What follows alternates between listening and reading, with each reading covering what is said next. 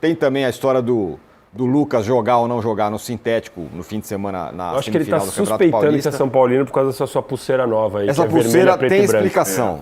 Eu coloquei ela no carnaval e decidi que eu só tiro quando o meu time perder. Então ela vai ficar aqui. Você é o cabelão ao contrário, o cara isso. que vai cortar o cabelo Só com quando 5 meu time vitórias, perder, quando eu tiro perder essa você tira. Tá bom. O velho tricolor fala, bom dia, Tirone, Palmeiras em mata-mata é freguês. Calma, torcedores, calma. Ó, todo mundo falando disso, ó. Diego Querubino, que história é essa de Crespo no River? São Paulino não tem 3 meses de paz. Vamos explicar tudo isso aí.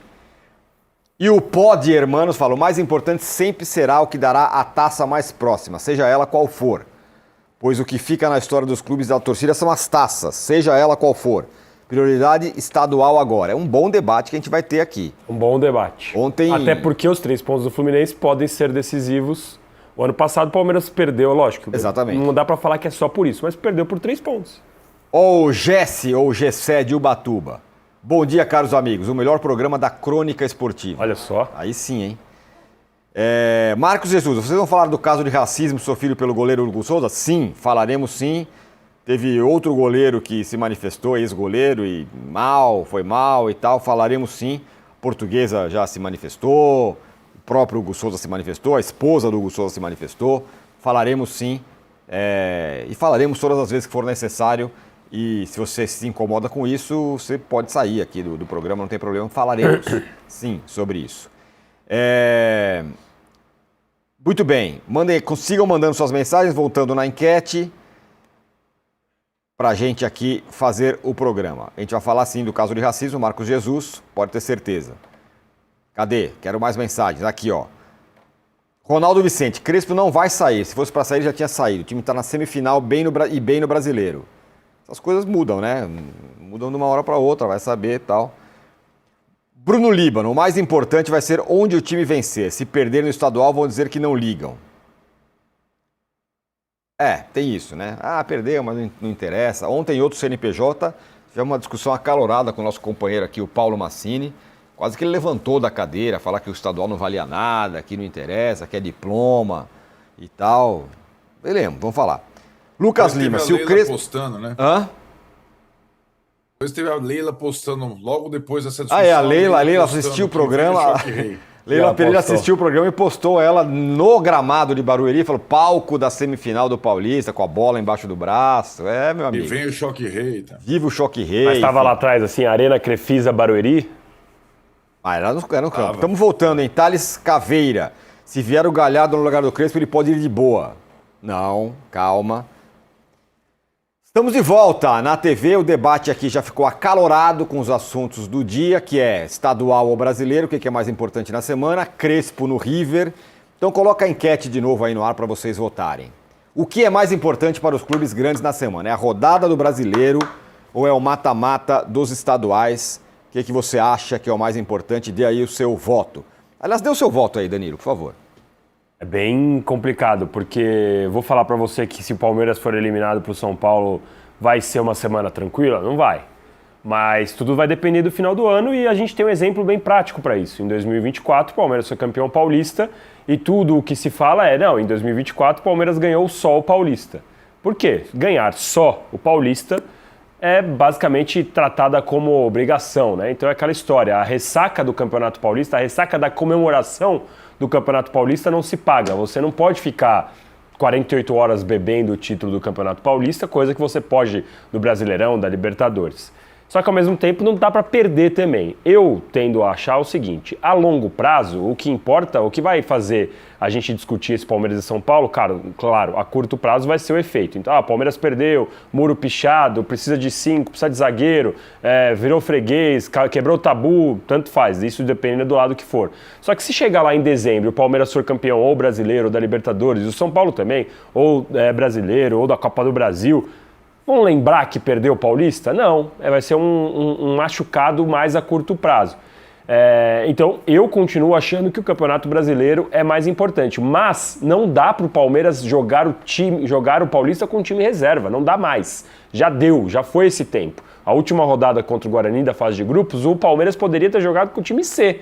E ainda assim o Abel colocou alguns jogadores titulares para dar ali um pouco de ritmo de jogo. Agora, contra o São Paulo, contra o Fluminense, a partir de agora, para mim, é pé no freio para descansar na data FIFA, Tironi. Já isso é lógico, né? O Marlon tá para machucar, então coloca o Evangelista. O Piquerez está cansado, coloca o Jefté. E aí você vai rodando dentro do elenco. Chegou nesse momento que não dá mais para colocar time reserva. Agora, se eu tiver que escolher só um para ganhar, eu continuo com o Campeonato Brasileiro. Muito bem. Arnaldo, o que você acha? Seco para você. Eu acho que é uma discussão que depende de cada clube. E no caso do Palmeiras, especificamente, está sendo colocada essa situação, não tem discussão. O Palmeiras não precisa se preocupar tanto com a semana. Ele é o time que tem dessa... Já que o Flamengo não está envolvido nessa discussão nessa semana, ele tem elenco suficiente para tocar as duas e ele tem um elenco jovem, vigoroso. Ele já revezou no início da temporada e ele está na sua casa, ou na sua segunda casa, ele não vai fazer nenhuma viagem. O Palmeiras tem time para jogar as duas partidas com tudo. Tem perna para jogar. A discussão está com o adversário do Palmeiras, o São Paulo, com o Corinthians, que vai a Belo Horizonte, com o Fluminense, que vai viajar para visitar o Palmeiras e depois ainda tem que jogar contra o Vasco no final de semana. A gente fica pegando muito a questão do Palmeiras, porque o Palmeiras, em tese, é o principal desses todos envolvidos na frente dupla, o principal candidato ao título brasileiro.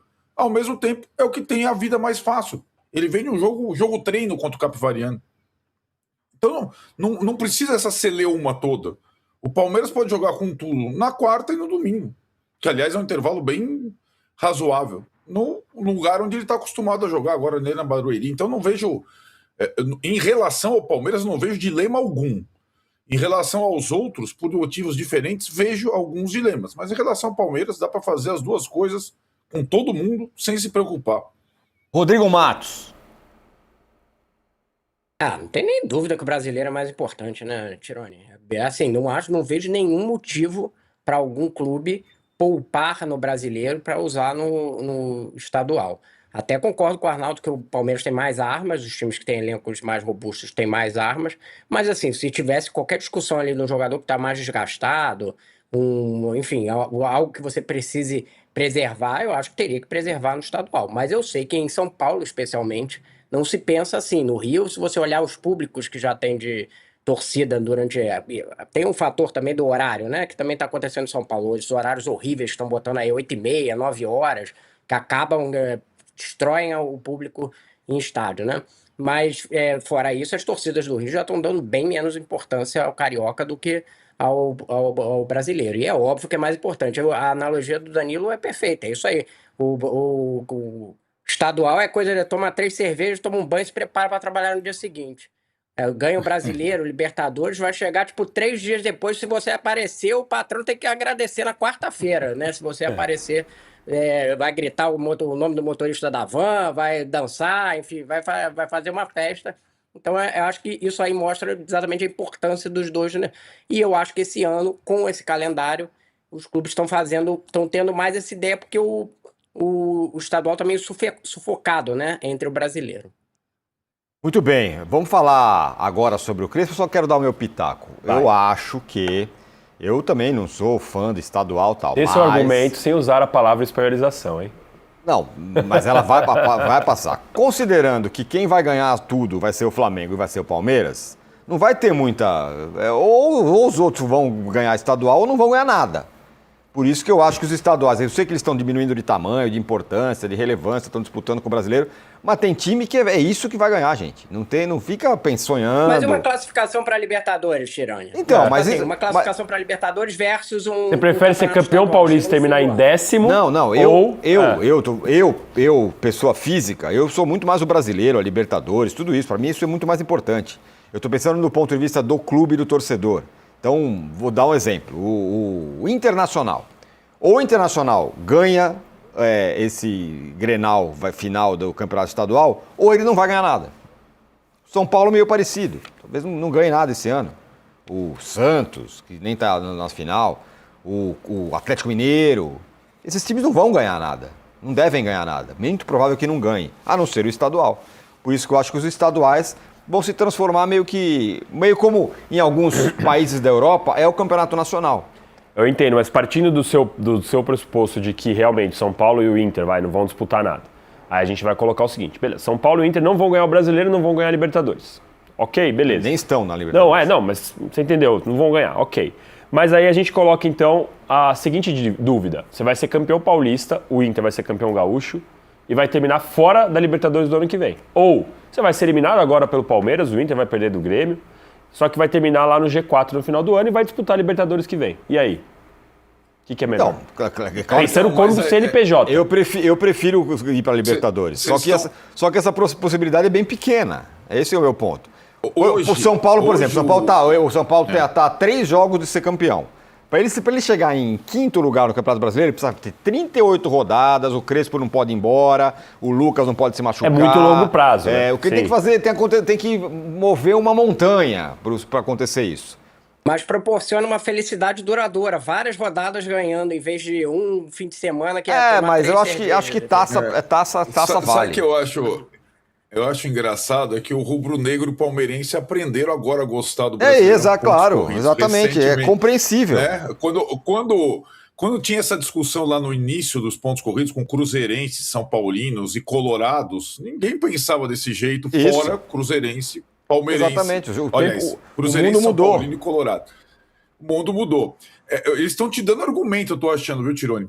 Mas eu acho o que, sobretudo em São Paulo, o Rodrigo falou dessa distinção, né, do estadual do Rio, estadual de São Paulo. Acho que talvez o estadual do Rio, quando a gente tiver a final, se a gente tiver um Fla-Flu, a gente discuta uma outra situação naquela semana específica. Mas aqui em São Paulo, o que aconteceu nesse dilema entre estadual e brasileiro e outras coisas foi justamente o duelo entre Palmeiras e Corinthians no ano passado, né? Sim. Pois é. O Corinthians ganhou o estadual, abalou o rival não ganhou nada o ano inteiro e voltou para a Libertadores em 2º lugar. E você acha que comemorou o 2º lugar? O Palmeiras comemorou o 2º lugar no Brasileiro?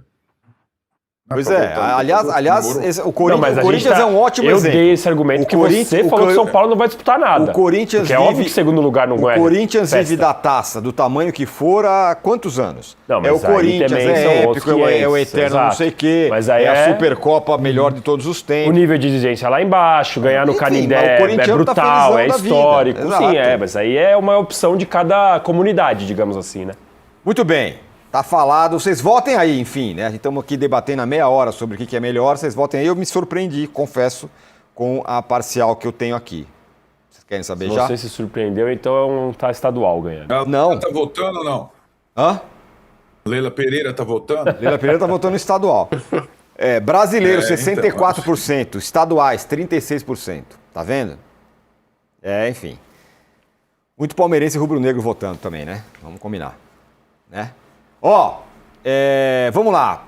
O Crespo, que história é essa de Crespo no River e tudo mais? O que o Galhardo sair do River tem a ver? Exatamente isso. O Galhardo, que voltou pro River Plate coberto de glórias, agora teve cofre aberto para gastar o que quis, torrou uma baita de uma grana, só que não fez nada. Ele foi um fracasso retumbante nessa sua volta ao River Plate, não ganhou absolutamente nada, ainda foi humilhado algumas vezes, tomando de 4-0 em casa de time pequeno. Aconteceu tudo, com todas as coisas a favor, né? É o único time com grana na Argentina, o estádio tem 100 mil pessoas todo dia, camisa pesada, time poderoso e tal, mas foi um fiasco absoluta essa volta do Galhardo, que ontem anunciou que o próximo jogo, quinta-feira, vai ser o último dele no comando do River Plate. E aí, o que acontece? Tem uma lista lá, quem vai ser o próximo técnico do... Olá, esse aí é o LED de hoje. Após a saída de Galhardo, quem são os candidatos a dirigir River? E quem tá ali, olha a turma que tá lá. Vamos reconhecer a turma aí. Ali, embaixo, com a mão esticada, Ramon Dias. Em cima dele... Aí tem o Crespinho ali, aí tem o... que treinou o Atlético Mineiro. Milito, Kudê, Solari... E aí, o que está aqui mais à frente... É o Carlos Tramontina ali? Carlos Tramontina ali do lado do escudo dele, ali, ó. Saiu jornalista, virou treinador agora. E esse primeiro que está exatamente embaixo do escudo e com a mão do Ramon Dias na sua cara, Hernan Crespo. técnico do São Paulo. Arnaldo, é isso. São Paulo, nos últimos anos, viveu isso muitas vezes, né? O Dorival foi para a seleção brasileira, o Osório foi para a seleção do México, o Balsa foi para a seleção da Argentina, no momento em que o time estava se acertando, que é o que acontece agora. São Paulo está aí meio se acertando, o time está legal, não perde, tem essa semifinal importante contra o Palmeiras pela frente, está bem no Brasileiro, e agora ele é um dos candidatos. Lembrando, o Hernan Crespo é um ídolo do River Plate, jogou no River Plate, fez sucesso no River Plate, é uma figura importante lá. E aí?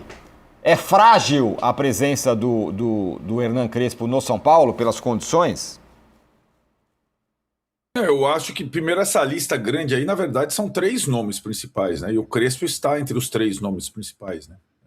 A lista é Kudê, Crespo e Solari, que tem mais ou menos o mesmo perfil, esse perfil que o River gosta de jogadores ou treinadores que foram jogadores de sucesso no clube, como o Galhardo foi, como o Kudê foi, como o Solari foi, como o Crespo foi, sobretudo, né? Jovens. Então, é o perfil mesmo. Demichelis foi antecessor do Galhardo, né? Também não foi muito bem, né? Mas é o perfil de treinador que o River gosta, é bem diferente do perfil de treinador do Boca, que é mais ou menos o caos, né? Pode ser mais boleirão. O perfil do Crespo cola muito com o que o River pensa como treinador nesses últimos anos, décadas e tudo mais. Vai lembrar o seguinte, né, Tironi? O Crespo, ele foi formado como técnico na Itália, trabalhou sim na Argentina, no Banfield e no Defensa e Justiça, numa época que o Galhardo reinava. Ele nunca foi convidado para dirigir o time de coração, né? Então, para o Crespo e para alguns outros, o River é quase um convite de seleção nacional, dependendo da circunstância do convite. Então, aí não é exatamente uma situação sólida ou frágil no São Paulo. É o tipo de convite que o cara vai receber, se ele receber do time que ele receber. O argentino tem muito disso, né? De uma ligação com o clube de formação e tal. Ou ele volta para encerrar a carreira como jogador, ou muitas vezes como treinador. Então, primeiro, eu não estranho o Crespo estar na lista do River. Eu acho que seria um nome bem provável.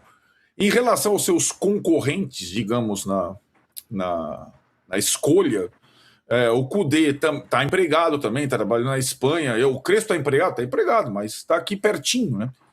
E em relação à situação dele no São Paulo, vamos analisá-la. É a segunda passagem, ele tem contrato com multa. Na primeira passagem ele foi chutado, né?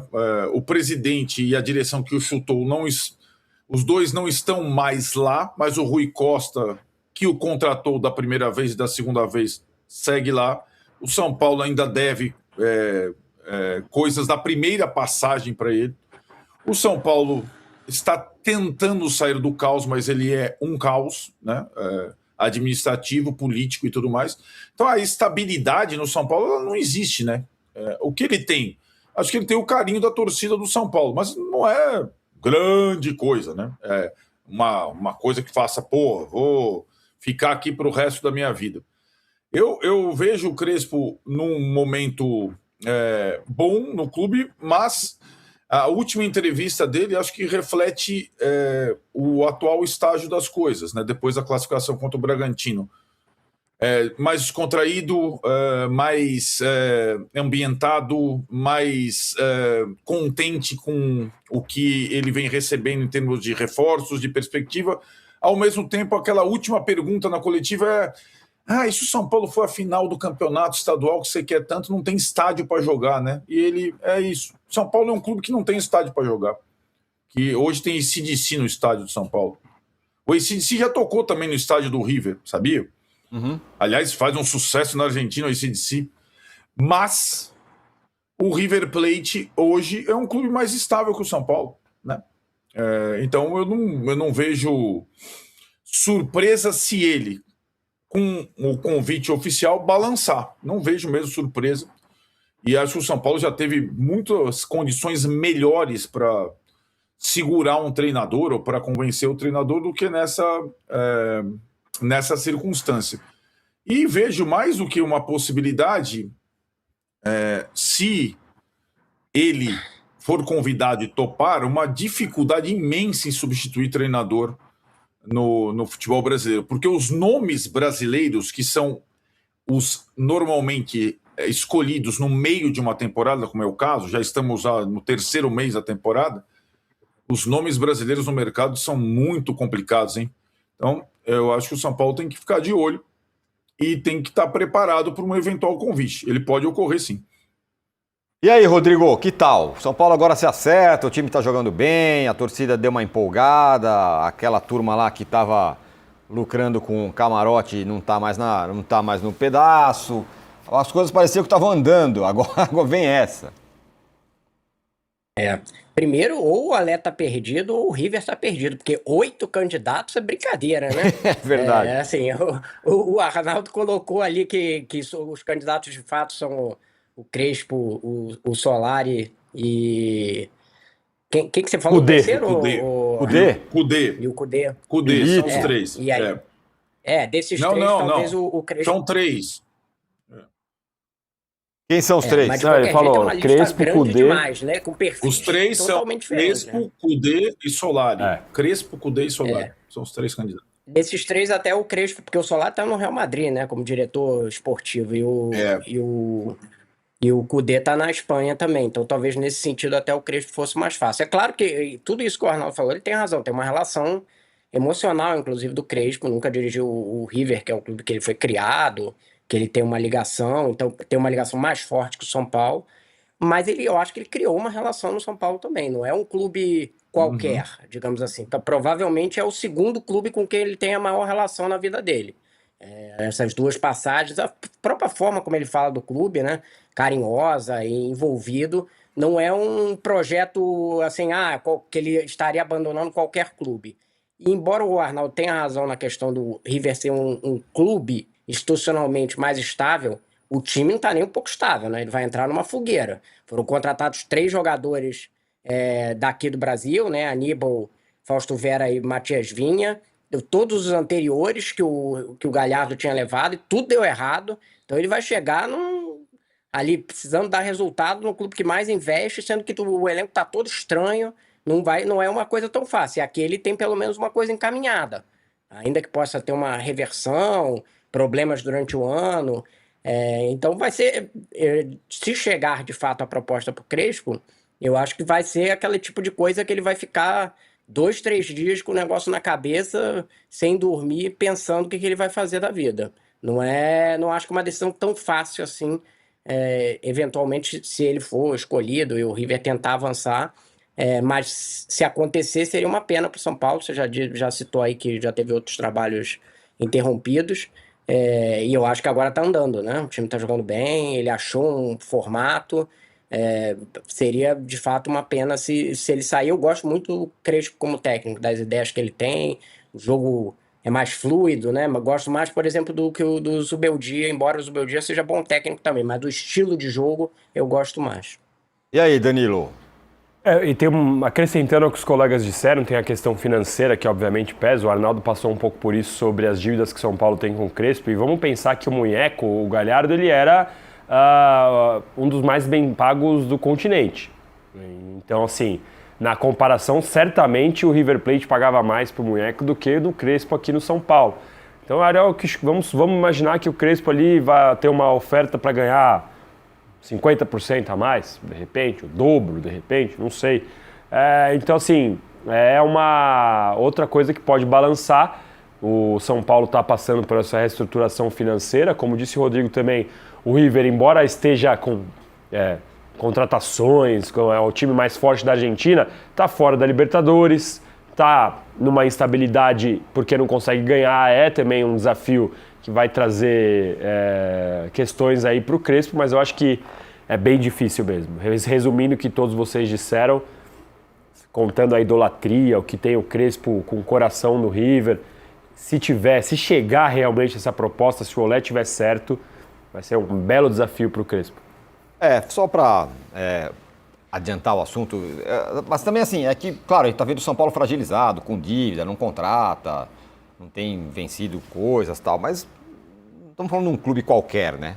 O cara não tá, você sai daqui porque eu vou pro River, porque o River é o River. Mas aqui acho que é mais a relação do Crespo com o River, não é River contra o São Paulo. Eu consigo compreender isso, claro, normal, mas Estamos falando do São Paulo. Né? Sei lá, vamos imaginar que o Ceni não estivesse lá no River Plate, aí vem um convite do São Paulo. Não é questão de ser o São Paulo ou ser o River, é a ligação, o coração, a possibilidade de realizar ali o desejo, o sonho. Ainda mais que o Ceni já treinou São Paulo. A gente está falando do Crespo que nem teve essa chance no River. Eu acho que o Rogério é um bom exemplo. Eu não sei se o Rogério voltaria para o São Paulo. Não, mas é porque ele já se machucou com o São Paulo, né? Eu acho que não também. Mas já foi 2 vezes, né? Então, mas nas 2 vezes ele estava solto, né? Uma das vezes ele saiu do Fortaleza, sei lá, do Bahia, sei lá de onde que ele veio e foi pro São Paulo. Não, saiu do Flamengo. Ele estava demitido, ele não era mais técnico do Flamengo. Então, tudo bem, ele estava no mercado, mas assim, isso que eu quero dizer. Eu acho difícil a gente fazer, eu acho que o Danilo foi buscar um paralelo, mas é difícil ter técnico brasileiro bom que tenha sido ídolo de clube, né?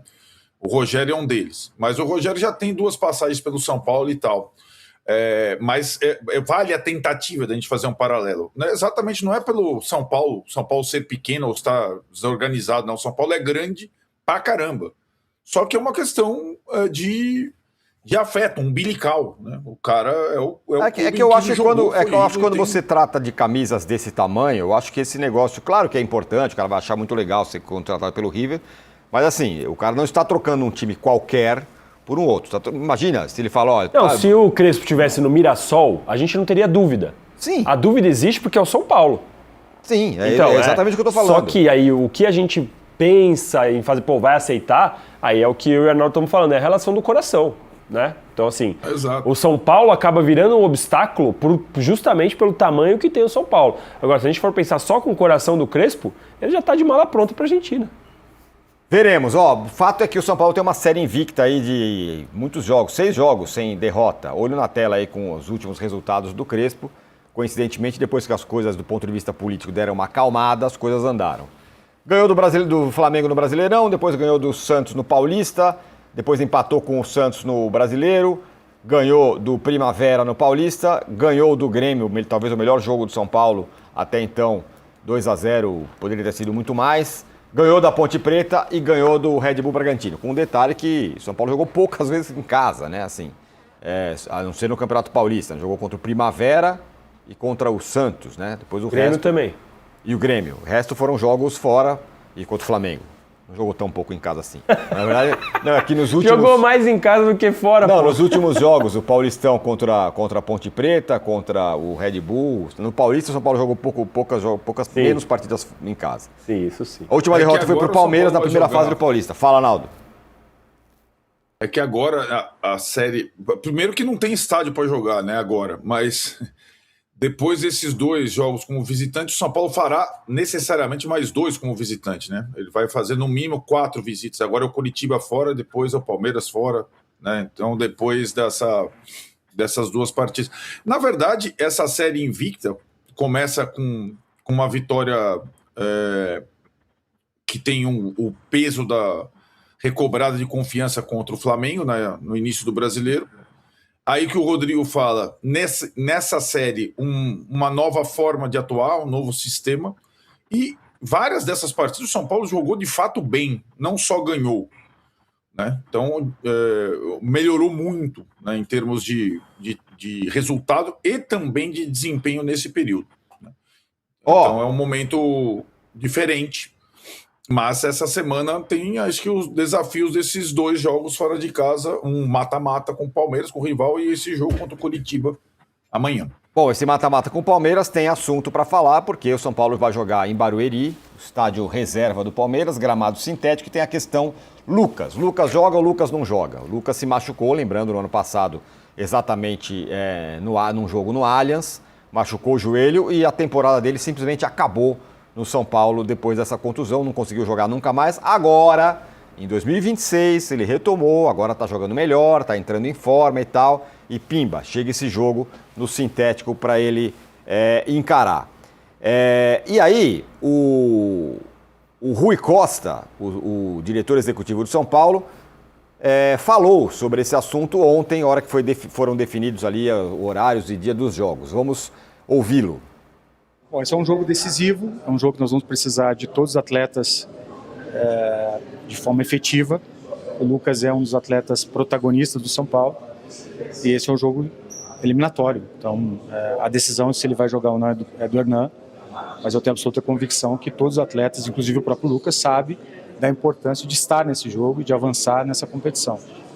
O fato de jogar em Barueri num gramado sintético é a condição que nós temos, o adversário conquistou o direito de jogar no seu estádio e o São Paulo tem que enfrentar o Palmeiras em qualquer lugar. Muito bem, tá aí as palavras do do Rui Costa. O Rodrigo, vou começar por você, porque é uma frase, não, veja bem, o Hernan que vai definir, é quase como, Lucas, é bom que você jogue, né? Mais ou menos isso, as palavras do Rui Costa.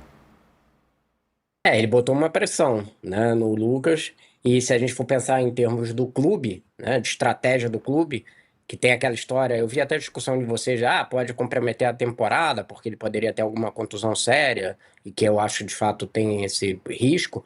O entendimento do São Paulo é que vale o risco, né? Eu acho que é isso que ele está dizendo para o Lucas, e fala assim, se for para tomar um risco, é um jogo que a gente entende que tem peso para ter esse risco.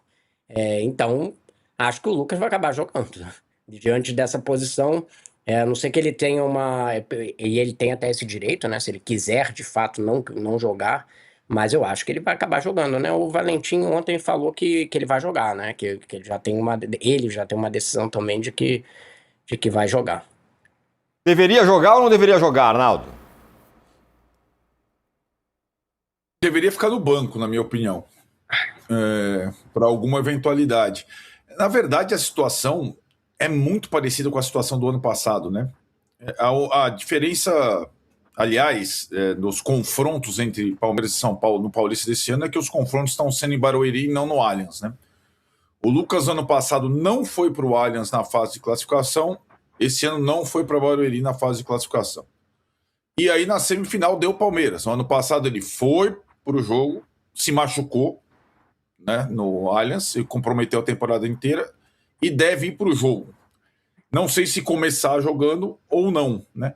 Aí é uma questão, como o Rui Costa falou, do técnico e do Lucas entenderem qual que é a melhor estratégia. É assim, né, Tironi? Não é só uma questão de temor de lesão. O Lucas, tudo que a gente fala sobre o jogo dele, ele não foi um jogador que se reinventou, né? E ele não cogita essa possibilidade. O jogo dele é mudança de direção, arrancada, choque, falta sofrida. E aí os riscos são maiores, né? Ele não, é a mesma coisa que o Neymar. Eu não entendo como esses jogadores não tentam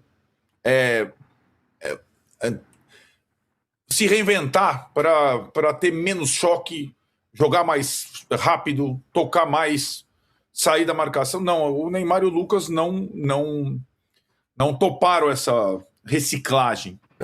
Então, acho que o Palmeiras é um time muito forte, fisicamente falando, e a chance de choque, contato, queda é muito grande. Tem uma coisa que é inegável: os dois principais jogadores do São Paulo que voltaram a jogar esse ano, eles se estouraram no sintético, o Lucas e o Caleri. Fato, né? O Lucas numa pancada e o Caleri numa ruptura de ligamento lá no Newton Santos. Então, não acho que é uma coisa qualquer. Não, é uma coisa a se considerar para o atleta e para o técnico. O Caleri foi para Barueri no primeiro jogo aí da fase de classificação, ainda estava se recuperando, entrou no segundo tempo, né? Não começou jogando. E aí é uma circunstância de definir qual o melhor jogador para aquele confronto, para aquele piso. Acho que todo detalhe é válido nesse momento. Agora, uma coisa, eu acho que não existe cogitar, que foi a não presença dele na delegação em Barueri no primeiro jogo entre os times lá na fase de classificação. Foi o que o Costa indicou. Ele terá que estar presente, ou para começar o jogo ou para poder ajudar. Por exemplo, se der empate, o jogo vai para os pênaltis. A decisão vai para os pênaltis. O Lucas é um dos principais cobradores. Ele pode ser utilizado na fase final para entrar e bater um pênalti, por exemplo. Então, eu acho que ele pode ser útil, não necessariamente começando jogando a partida, né? E acho que vai muito da estratégia que o treinador e o time tiver para esse jogo como visitante. Não é um jogo qualquer, não é um jogo fácil. Lembrando que no ano passado, a última coisa da parte daquele jogo da classificação do Palmeiras, o Oscar também estava nessa condição, não sei se vocês lembram. Ele não foi também jogar outro contra o sintético, não foi jogar na fase de classificação, jogou na segunda partida numa outra função, uma função mais de volante, até surpreendeu o Abel, né? Fez um jogo bom como volante, mas numa posição que não tem muito choque, né? Aliás, o Zubeldia na época mudou a posição do Oscar para que ele pudesse atuar com mais desenvoltura no piso sintético, e deu até certo naquela ocasião, embora o Palmeiras tenha vencido o jogo. Danilo, o palmeirense está olhando isso e falando assim, putz, seria legal se o Lucas jogasse ou se o Lucas não jogasse? Eu acho que a questão é depende de como o Lucas vai jogar, né? Se ele entrar com esse medo do sintético, talvez seja melhor que ele jogue. Eu acho até que nesse debate, às vezes, há uma mistura do ódio ao sintético do argumentos que sejam realmente comprovados cientificamente, né? Então, por exemplo, a lesão do Lucas no ano passado, que foi no sintético, é fato que foram com 2 jogadores caindo em cima dele. Há uma certeza de que se fosse no natural essa lesão não existiria? Então eu não consigo associar, o Lucas machucou porque estava no sintético. 2 caras de 90 quilos caíram no joelho dele. No gramado natural, o gramado natural absorveria melhor o impacto. Há sempre estudos que vão para um lado e vão para o outro. A gente não pode concluir. E é direito do jogador não jogar no gramado sintético. Assim como é direito do jogador, deveria ser direito do jogador não querer jogar às 4 horas da tarde em Novo Horizonte com 40 graus. Assim como deveria ser direito do jogador não querer jogar como foi a Supercopa em Belém, no Flamengo e no Botafogo, com 3 metros de água na canela. Tem várias outras condições que a gente não debate tanto quanto o sintético, para mim, misturar esse ódio ao sintético. De novo, eu sei que o sintético não deveria existir, que nas principais ligas do mundo não existe, mas a gente não pode, a partir disso, fazer afirmações que elas não são comprovadas cientificamente. O Palmeiras, que é o time que tem sintético aqui no Brasil e que tal, é o time que menos tem jogador lesionado há 5 anos.